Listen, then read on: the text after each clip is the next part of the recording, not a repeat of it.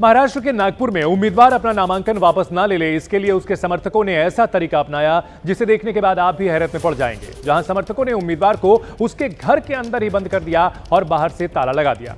दरअसल बीजेपी ने एक वार्ड से 2 लोगों को उम्मीदवारी का A-B फॉर्म दिया। इसके बाद आज पता चला कि किशन गावंडे की उम्मीदवारी रद्द कर दी गई है। किशन गावंडे के समर्थकों का गुस्सा इसके बाद फूट पड़ा और समर्थकों को यह भी पता चला कि स्थानीय विधायक गावंडे को मनाने के लिए उनके घर पहुंच रहे हैं। ऐसे में किशन गावंडे के समर्थक उनके घर पहुंचे और किशन को घर में ही बंद कर दिया। समर्थकों का कहना है कि किशन गावंडे का नामांकन वापस नहीं लिया जाएगा और वो अब निर्दलीय ही चुनाव मैदान में उतरेंगे।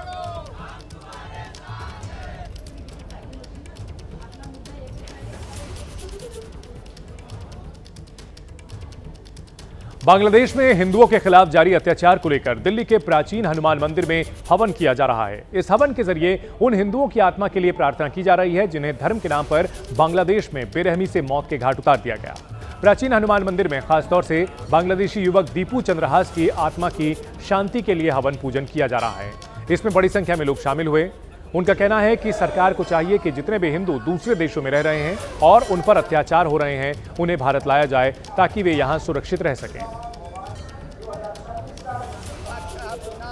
बांग्लादेश में हो रहे हिंदुओं के अत्याचार को लेकर और दीपू चंद के आत्मा की शांति को लेकर दिल्ली के कनॉट प्लेस का हनुमान मंदिर में एक यज्ञ का आयोजन किया जा रहा है। सबसे बड़ी बात यह है कि बांग्लादेश में जिस तरह से हिंदुओं पर अत्याचार हो रहा है उस अत्याचार के खिलाफ ये पूरा का पूरा जो यज्ञ का जो आयोजन है वो किया जा रहा है। आप देख सकते हैं तमाम जो ब्राह्मण हैं और हनुमान मंदिर के जो महंत हैं विभोर जी वो भी यहाँ पर मौजूद हैं। और सबसे बड़ी बात यह है कि अब ये यज्ञ प्रज्वलित करके तमाम मंत्रों के साथ इस पूरे यज्ञ का आयोजन किया जा रहा है। हम बाबा से ही समझ लेते हैं। विभोर जी, क्या ये पूरा मामला है और आयोजन के पीछे की वजह क्या? देखिए, हम बहुत समय से देखते आ रहे हैं कि क्या हो रहा है हमारे हिंदू भाइयों के साथ पूरे विश्व में, और खासकर कि जो ये अभी बांग्लादेश में हुआ इसने हमारे तन मन को बिल्कुल झंझोड़ दिया है। हमने बहुत इंतजार करा कि सरकार इसमें कुछ करेगी, कुछ ना कुछ करेगी, पर सरकार ने कुछ नहीं करा। तो हम तो ब्राह्मण हैं, हम बस क्या कर सकते हैं, हम प्रभु से प्रार्थना कर सकते हैं। हम बांग्लादेश में जो उस बच्चे के साथ हुआ उसकी आत्मा की शांति के लिए प्रभु से प्रार्थना कर रहे हैं और प्रभु से प्रार्थना कर रहे हैं कि प्रभु उसकी आत्मा को शांति दे और जो बाकी हिंदू भाई हमारे वहाँ पर पीड़ित हो रहे हैं उनकी रक्षा करे। और हम सरकार से ये वो कर रहे हैं, रिक्वेस्ट कर रहे हैं कि आप प्लीज़ हमारे जो हिंदू भाई हैं जो वहाँ परेशान हो रहे हैं उनको वापस हमारे देश में लेके आइए। हम यहाँ पे ढाका देवी की मूर्ति स्थापना करेंगे। आप यहाँ आइए, यहाँ पे सुरक्षित रहिए। प्रयागराज में आज से माघ मेले का शुभारंभ हो गया। हजारों की संख्या में श्रद्धालु पवित्र संगम में आस्था की डुबकी लगा रहे हैं। माघ मेले का पहला पौष पूर्णिमा स्नान आज हो रहा है। ये मेला 44 दिन तक चलेगा और मेले को लेकर सुरक्षा के पुख्ता इंतजाम किए गए हैं। मेले की भव्यता और सुरक्षित इसे बनाने के लिए प्रशासन ने हर स्तर पर तैयारियां की हैं। अनुमान है कि आज 25 से 30 लाख श्रद्धालु आस्था की डुबकी लगाएंगे। माघ मेले के पहले दिन श्रद्धालु बड़ी संख्या में पवित्र स्नान के लिए त्रिवेणी संगम पहुंच रहे हैं। सुबह से ही संगम के घाटों पर आस्था का जनसैलाब नजर आ रहा है। कड़ाके की ठंड के बावजूद देश के कोने कोने से श्रद्धालु पवित्र संगम में आस्था की डुबकी लगाने पहुंच रहे हैं और इस मेले को लेकर सीएम योगी आदित्यनाथ ने अधिकारियों को कई दिशा निर्देश भी दिए हैं।